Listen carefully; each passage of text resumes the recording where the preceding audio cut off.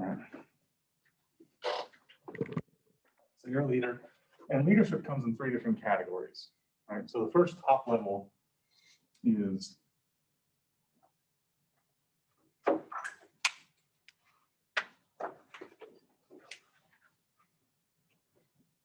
that's awesome. Feels like I'm just falling apart here. All right.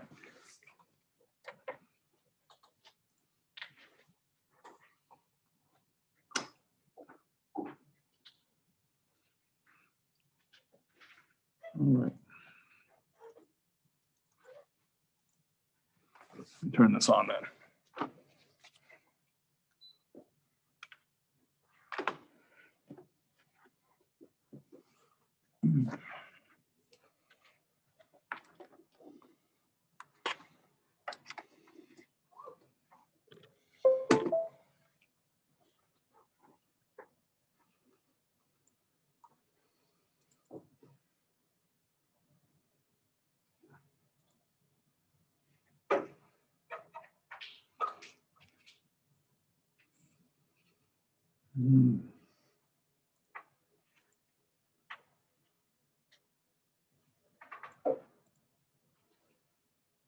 Okay. All right.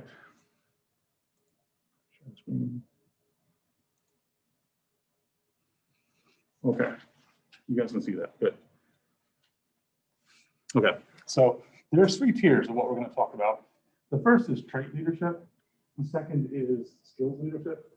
The third is behavioral leadership. Now, what's the difference between them? What's the difference between traits and skills? Traits. Okay. So skills can be learned. What else?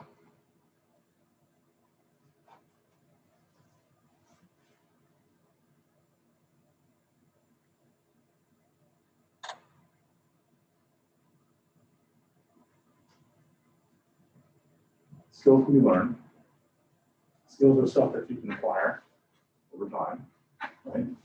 You can also use skills. What about traits? Can you learn traits? What's an example of a trait?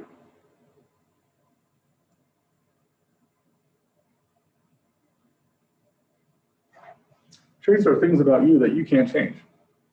Your gender is a trait. Your race is a trait. Your personality is a trait. Your height is a trait. Your weight is a trait. Okay? Even your IQ is a trait. That's stuff you really can't change. What's a behavior?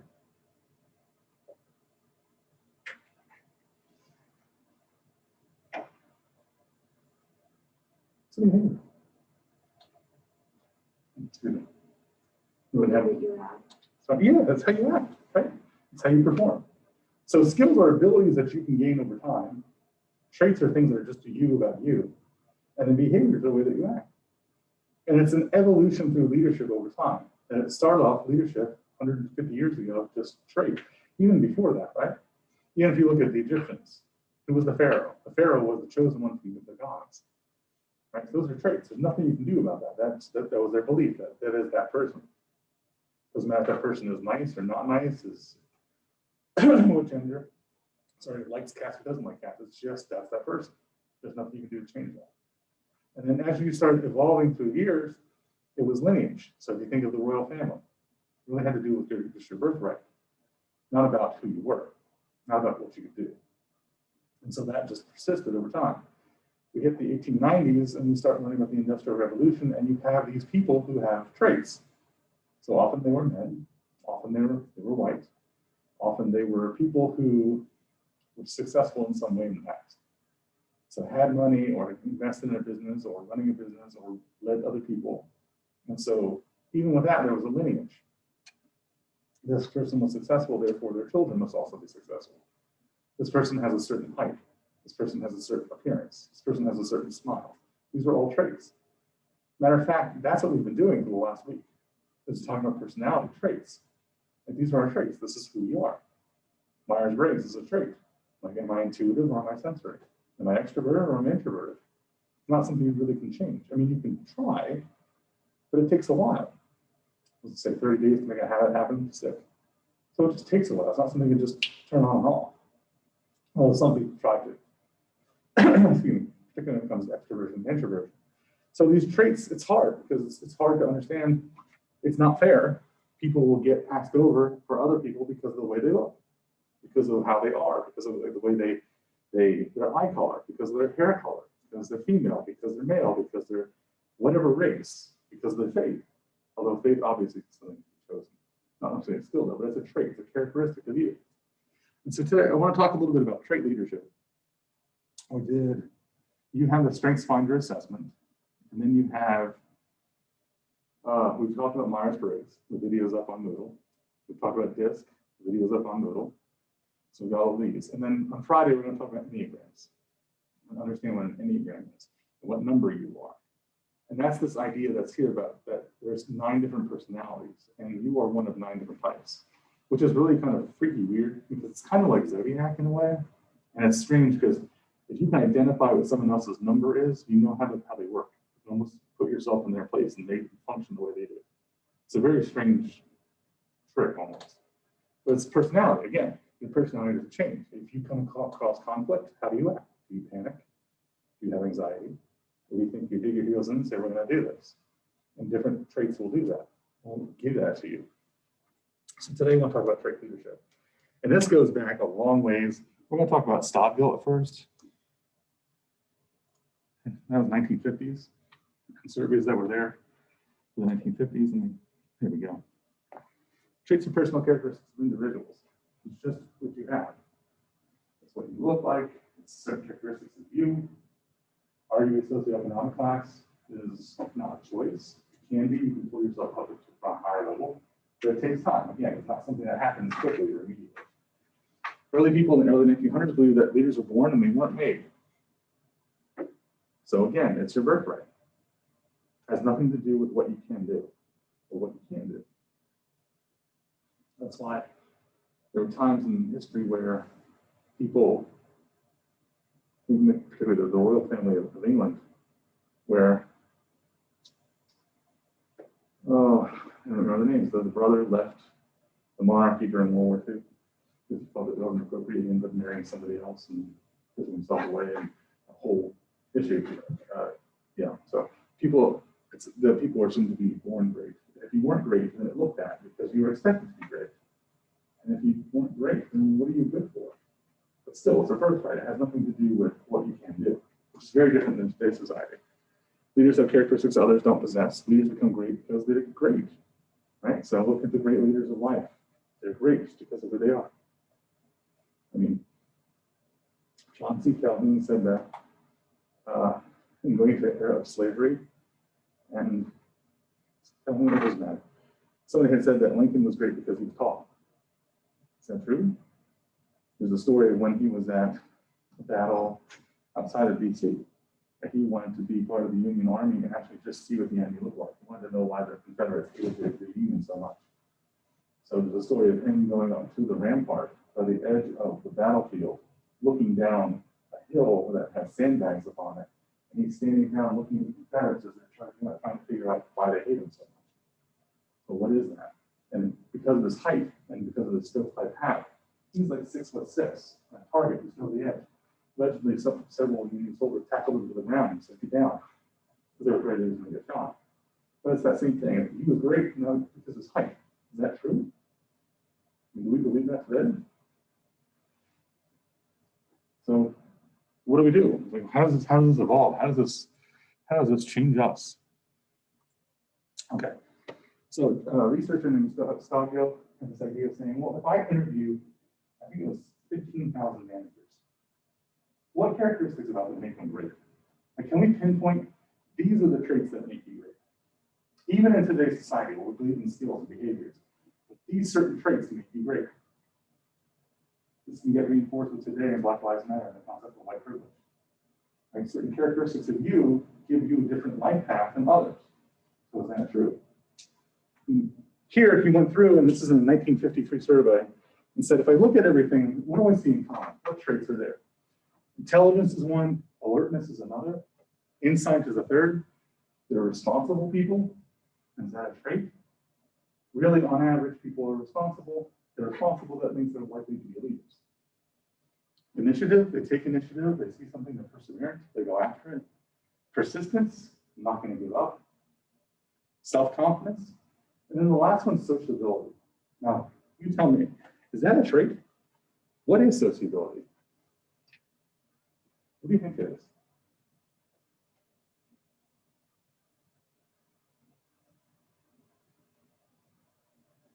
Yeah. Is it the ability to like kind of hold a conversation in kind of context? Kind of? Is the ability to kind of hold a conversation? That's the ability to work with other people, to like other people. Do you feel welcome? Do you feel comfortable? Do you like interacting with somebody? That's sociability.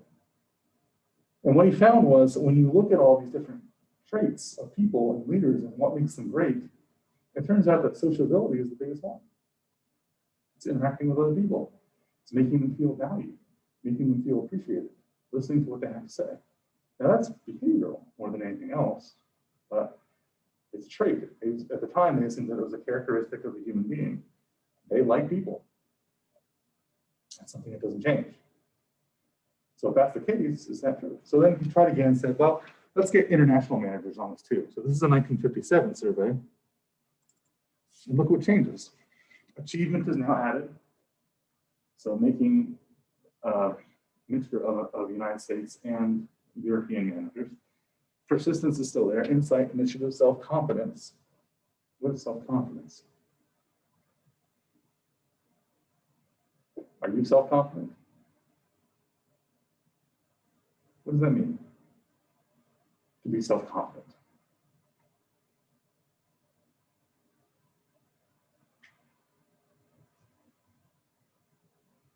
What does that mean? Are you confident? When you walk into a job interview, do you feel like, I'm going to get this?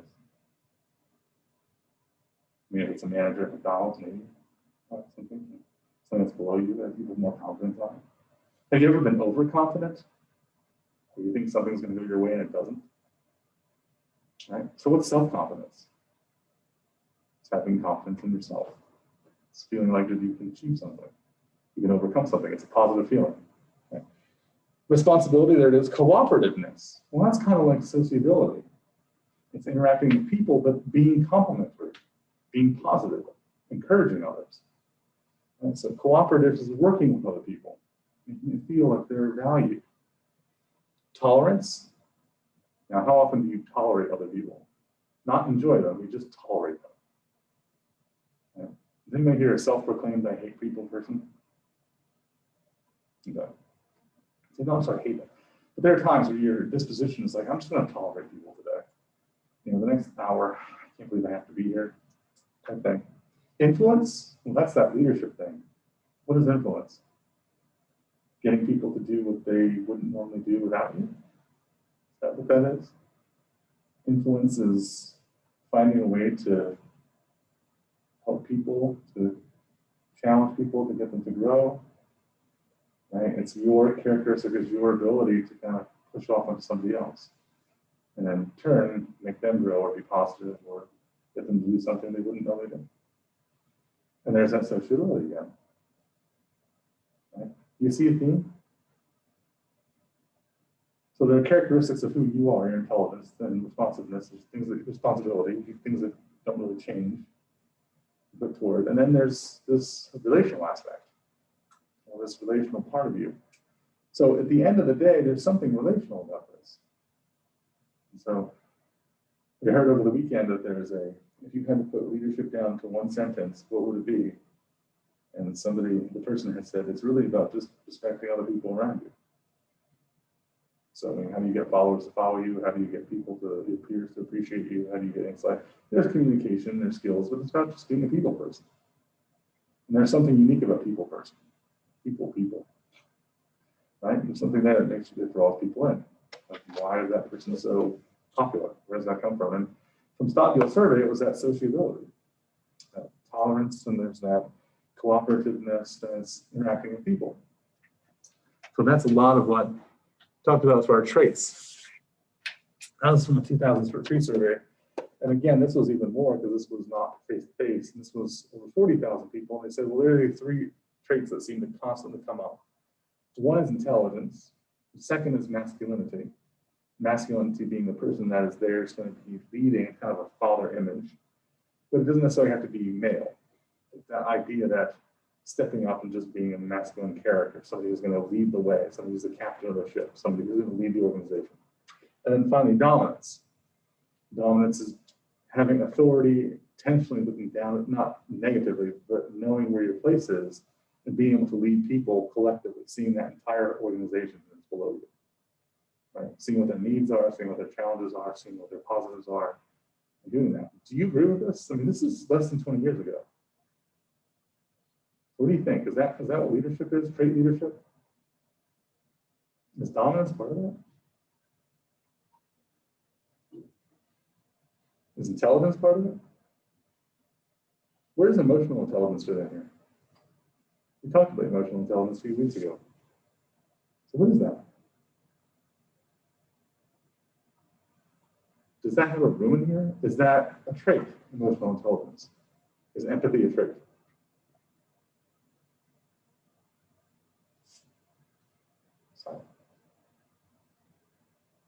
What do you think?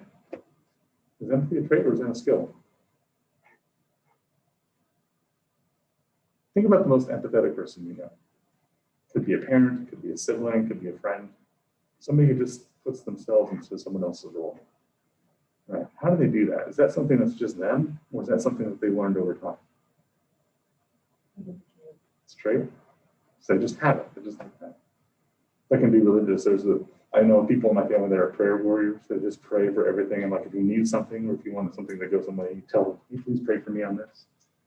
Right? So is that a trait? Is that a characteristic about them? I mean, just something that they do. It's something that they see it. It's kind of empathy. Oh yeah, I understand your concern. I understand your challenge. Let me help you. Right? I put this up here because this seems like a step in the wrong direction. We've gone backwards. And it's very strange that this was in this century. Right? So here's where we are. Is masculinity some of the thing? So let me pause for a moment. We don't really talk about this much in here. But if I can be political, Kamala Harris is one of the vice presidents for part of the presidential office. And then Hillary Clinton ran for president in 2016. So what is the challenge of a woman, a female leader? How should they be seen? We've got multiple women in the class. What's the challenge of a woman, a female leader? It can't be seen as too emotional. Maybe why not? Makes them look weak. So they should be more masculine. Okay, so masculinity is here in some case. Should they be masculine than women, female leaders? Why shouldn't they be masculine?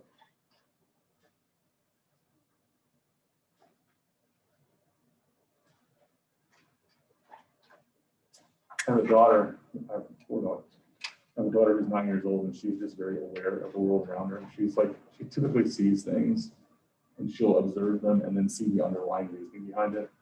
And during the first debate, I was watching it on my computer, and hearing Biden and Trump just kind of yell at each other, and Trump interrupting Biden all the time, and Biden sometimes interrupting Trump, and just how it evolved. She watched it for a few minutes with me, and she goes, "Dad, if there was a woman up there, she wouldn't act like that." And I thought, cool. Talking about insight from a 9-year-old. Holy cow. But because to do that, you look overly masculine. And that's a turn off too, because of gender. And so people have an expectation of how that should be. And so there's this double standard for women as leaders. Sheryl Sandberg is the former CEO of Facebook, writes about this, right? Google, sorry. One of the big techs. But she writes about this double standard. And then Fiorina wrote about it earlier in the 90s. And that's hard to kind of have this line. So is this a fair trait? Well, when you look at it from that perspective, then yeah, kind of, right? There's this expectation of what a leader should look like and has somewhat of a masculine attribute. At the same time, how a woman should behave. It's a very narrow road you have to walk, a tightrope you have to walk. And so there's a challenge associated with that. So let's get a little further. This was taken in 2015. Really, here's what the traits are for leaders today. Now, I was going to draw on here, and I don't have it. If you can imagine an upside-down triangle, traits from the bottom. This is who you are, right? They're just these traits. And then above that are these skills that you learn that complement those traits. And then from there are behaviors and how you act in a given situation. So to you are 3 tiers. Your lowest is your traits, your middle are your skills, and your top are your behaviors. So between all 3 of those, they work together and complement each other. And you'll see that as you continue on through the semester. Because next, after we do this week, we're going to talk about skills that you can get. And then from there, we'll talk about behaviors that you can get. But I want you to realize how important this is. There's a part of you that you can't change. And it's challenging because not everybody wants to be led the way that you want to be led. You have different traits. So how do you do that? How do you reconcile that? Notice some of our friends come back. Intelligence is a big one. How smart are you? Why is that important for leadership? I just said it's about relationships. So why does intelligence matter?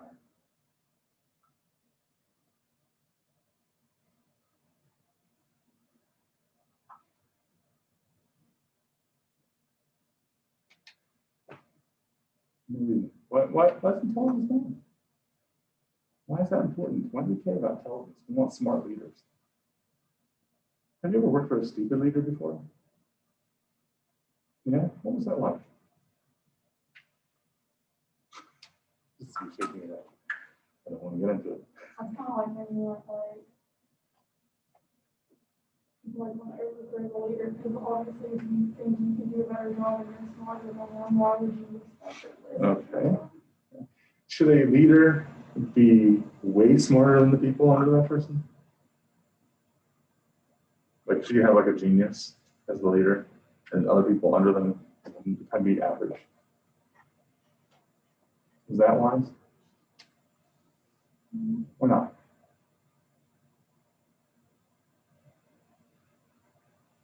If there's like a super large like separation No? between like the leader and the followers can't, like if they don't have the capability to understand where the leader is coming from and what they're telling them to do. That's good. So if you are way below the leader's intelligence level, how do you feel about that leader? What kind of words does the leader use? I feel this way every time I talk to my wife's friends, because a lot of her friends are work related and they're all working in medicine. They'll talk about different trials and different drug types and all these weird names. Like, well, you know, and that tends to bring xylomyopathy. What in the world is that? It means losing eyesight in one eye. Like, why did you say losing eyesight in one eye? But they use all these words that I'm like, okay. And they're having full conversations, and I'm just kind of sitting here with my ST like, that's glad I'm here. Right? So it's strange in that regard. If you're too smart, or way smarter, IQ of 160 over people who have an IQ of, let's say, 110, 120. The problem is you can't associate. So what does that mean for the followers? How do they see the leader? That person's out of touch. They don't get me. They don't understand me. They're just kind of the egghead that's an engineer that somehow took over the organization, and that's what they do. They don't know how business runs. Right? And then there's the other side of that. So do you know people that aren't necessarily book smart, but people that have street smarts? They're just wise people in life. My dad's like this. My dad's that person's like, well, it's like you might have a timing belt issue. It's about time that I help you change that. Like, what? Just went into the mechanic's office or mechanic garage. Oh no! I can do this for you. We can do this together. I'll go get a timing belt for you. We'll do it together. Wow. Well, right now I'm painting a house. So let me teach you how to paint a house. Let me show you the brush strokes that you need to do. Let me show you how to edge appropriately. Let me show you how to. Like, how did you learn this stuff? But they just have that natural wisdom that kind of goes from day to day. So that's kind of what we're talking about here. Right? Intelligence, self-confidence. There's that self-confidence again. What is self-confidence? This feeling that you can do it appropriately, that you are good enough. You can make this happen. Determination. Determination is, we're going to do this. So this is how I felt about the college last week. We're having commencement. 18% of our students have coronavirus, but we're having commencement. I'm like, what are you doing? But you know what? I went to commencement. It was a wonderful experience. It was outside. It was really nice outside. It was really beautiful. Lots of people were there. It was a happy time. Families were celebrating their loved ones graduating. The faculty were there. They were excited. There was the applause line at the end where the students go through the tunnel. And I recognized people I hadn't seen in 3 years. I'm like, hey, how's it going? Congratulations. And they were excited. Yay. So it was kind of a good experience, but that determination is we're going to do this. And then President Prater sent out an email to the faculty saying if it wasn't for your determination, this wouldn't have happened. The one thing Franklin College does really well is overcoming the insurmountable. So when crunch time comes and you have a big problem, people step up and help take charge and make it happen. And that was commencement. And it was a really great experience. Even, I mean, how often do you get to walk on the 30 yard line? It was awesome. Out there on the football field, hanging out, just watching everybody, 6 feet apart from everybody, all the seats, all the wind was blowing all the programs off the chairs. So people were getting up and putting them back. But it was a good experience. So that determination that we can do this, we can overcome this. See these masks? There will be a time we don't have masks anymore, and you're going to be right there with us. Like determination, we're going to make that happen. It's not a what if or someday we will. It's someday we definitely will. We're going to make sure this happens. That determination. Integrity. What was that? What? What's integrity? Doing the right thing. Doing the right thing, nobody's watching, and showing up and following through. Make sure that nobody's on.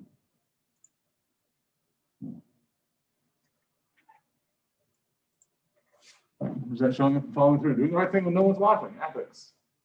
Right? The quality of being honest and having strong moral principles and moral uprightness. Again, that doing the right thing. Honesty, is that necessary for integrity? Is trust necessary for integrity? Is consistency? No, what's that? What's consistency? I heard a leader once describe good leadership as being boring. Maybe boring. Being boring as You get like you really kind of mundane, like you do like the good thing like every day, not just once every 2 months. Yeah, it's that you're predictable. Like what you do is predictable. Now, why is that a good thing? Because you know if you come across a situation, let's say somebody forgot to do something again, and lost a customer, and that person's going to behave the same way, as opposed to what happens to one person, they get upset and shout and yell at the other person, and they say, oh, that's okay. They're influenced by their mood or the situation. And so it's hard to determine if somebody's explosive or unpredictable, how you handle that, how that person's going to react in the situation. So to have integrity means a person's self-aware and accountable and responsible and truthful, that their actions are internally consistent. What does that sound like? Self-aware and accountable and responsible, truthful. Not the truthful part, but the others. What does that sound like? That sounds like emotional intelligence. Self-awareness and being responsible and being accountable and self-management. So it all ties together again. There's that integrity. And then finally, it's our friend again. There's that sociability. There's that willingness to interact with people. I like being around people. I enjoy them. So I want to spend time with them. I want to help them grow. I want to help them to become better than they thought they were. Right? I want to be able to interact with people. I want to learn other people's stories. I used to say as a young man when I was around your age that I love talking to people because everybody has at least one good story and I want to learn it. People have some pretty funny stories. Tendency and accompanying skills to seek out companionship, engage in interpersonal relations, and participate in social activities. Being around people. Being in a snowman building contest because you can. My wife watched a Hallmark movie over the weekend. It's in my mind. Being social and appreciating people. Wanting to be around people. Open-ended questions. Right? Ask them have a good open-ended question in your back pocket if you want to be more social. Ask them, think about something like, oh, what do you think about wearing masks is probably not a good social question, but like think about, so what's the one unique thing about yourself that not many people know about? What's interesting? How do you feel about Rocky Road ice cream? As random as it is, right? But it gets people talking about themselves. Here's what I bought. Finding those connections. Body language, picking up on people's body language, what they do, what they don't do. We did that during our empathy exercise online. Seeing people's empathy, seeing people's how they act, the words they use, their facial expressions, which is more critical than ever since we can't see the lower half of people's faces. My sister-in-law has this amazing ability to pick people out. Like, she was going through this game where there was lots of celebrities wearing face masks, and she could tell who they were just by looking at their upper faces, just their eyes, their nose. But that's amazing. How do you do that? Offer compliments generously. Mark Twain famously said, I can live off a good compliment for 2 months. That's good. Why? Because you appreciate when people notice something you do. You get encouraged. Oh, that's great. Yeah, I didn't know you thought of me that way. That's great. I appreciate that. And you think about that. Somebody values what I do. Somebody values my ability. Somebody values my traits. Somebody values my behavior. Encourage others to talk about themselves. As a former journalist, excuse me, that was my thing. Like if people talk about themselves, the more they talk about things, the more I can put in my article. So get people to talk about themselves. All this is sociability, interacting with other people, connecting with other people, making them feel wanted and making them feel appreciated. That's really what it is, being in a social environment. I'll go over one last thing and I'll let you go. Sociability, when I was a young man, I used to volunteer a lot before I got married and had children. And one of the places I would volunteer is the New Jersey Food Bank, because native of New Jersey, that was just a thing. I had gone there. And every year they had something called the Blue Jean Ball. And you had to go and you paid like $125, but all the money went toward the New Jersey Food Bank to help feed inner city and homeless and poverty-stricken areas. But you had to wear blue jeans. So you could go up, you could dance. There was a giant dance floor. They transformed the entire warehouse into a ballroom. And they had tables all around the perimeter. And it was just chefs and restaurants from different places in New Jersey. And they just made whatever food. It was free. I mean, that's part of the $125 you paid. You know, you could eat as much or as little as you want. There were tables in the middle around the dance floor, and you could dance in the middle, or you could just kind of hang out, etc. And it was always fun because it was just you being you. It was a chance to be social, that sociability, the ability just to connect with other people. I had brought a friend of mine with me. She was Canadian, and she thought it was the coolest thing that this guy had tattooed on his arm. She had it said "Made in Canada." And she's like, "Oh, I want to get something like that on my neck. I think that would be awesome." We talked and socialized, and I was a bartender. I used to be a bartender for a wedding hall when I was 18, 19, 21, 22. Bar back, eventually I've been a bartender. And that's part of my background. So I serve drinks with this, make sangria, make champagne, key royales and whatever, make different drinks for this event. And it was always fun because you just get to socialize with everybody and see people, and you probably never see them again, but it was really fun. And then I remember one year we did this, and they always had a performer come out, but they would never tell you who it is. And so we're kind of there and just kind of hanging out. And remember, this is the 90s, so this is 20 years ago. But I remember being there, all of a sudden, like the performer would come out, and it was a local person who had a good voice, or it was a choir that came out and sang. And I remember one year I was there, and John Bon Jovi came out and just performed. I was like, well, that's kind of cool. He's native in New Jersey, and maybe not maybe my style of music, but still, it was something I'd recognize. And then the year after, they had Bruce Springsteen come out, because he's from New Jersey, and he donated guitars that he played from different concerts. I was like, well, that's certainly cool. So it's like, anyway, sociability is just the ability to connect with other people. That's all it was. And so for one night, for like 5 hours, besides working behind the scenes, all you did was just talk and socialize and get up and get food and have a great time. Now, is it true that leaders are social?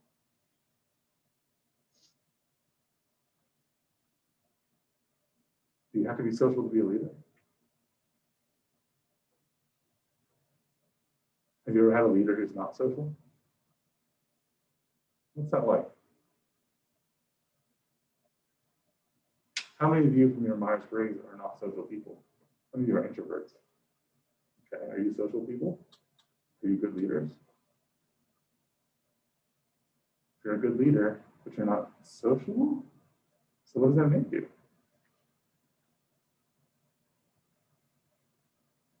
Makes you a leader. It doesn't necessarily mean that you're not a social person. It means that you prefer to be reflective.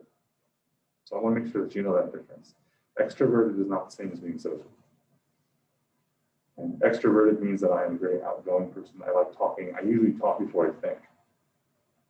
I sometimes get in trouble with that because I talk before I think. But that's how I process things. Sociable means actually interacting with people. It means getting to know people on a deeper level, or at least trying to. It's not just making small talk. So even though you're introverted, it doesn't mean you can't be sociable. Now, some people have to really try it. They have to really force themselves to do so. I had a peer, I think I mentioned in class, excuse me, a peer of mine at Michigan State who was really outgoing and really sociable, but then had to have like 2 to 3 hours of downtime after he was out of bed. He's like, I need to just hang out in my hotel room and just bed for a while. I'm like, why? He's like, because I just don't like people as much. It's very draining. It's not that I don't like them, but I just don't like being around them all the time because it's just exhausting. And I never got that until I figured this out, this idea of sociability. It's still connecting with people. People are important. And like my friend John, he was very good at it. But at that same time, he was so reflective. He would go back to his hotel room and think about what he did right, what he didn't do right, what he said that was potentially wrong. He would even apologize to people afterward. And you know what I said? I'm sorry, I talked over you at one point. I just felt really bad about that. And he got that because he would go to the hotel room and reflect and just think about what he said and what he did and how people interact with him. And he always had this concept of, did I encourage at least 2 people today? I say that they did a really good job. I read your article. I really liked it. You did a great job presenting. I'm really so proud that you are part of our organization. I'm so proud that I got to meet you today. Things like that. So that's sociability. All right. So probably the biggest point here, I'm sorry that I don't have markers at work. I should remember to bring my own, is this, right? So you start seeing these common themes happen. There are traits that make for good leaders. So intelligence is one of them, sociability, and determination, that self-confidence that we have in integrity. That's what people want in their leaders, internally. So your traits. So everything we're doing in BTI, DISC, StrengthsFinder, and any of them are traits, which is why I'm having you do them. Because I want you to know who you are. Sound good? I'll let you guys know. Thanks for coming today. Thanks for putting up with me and my laptop.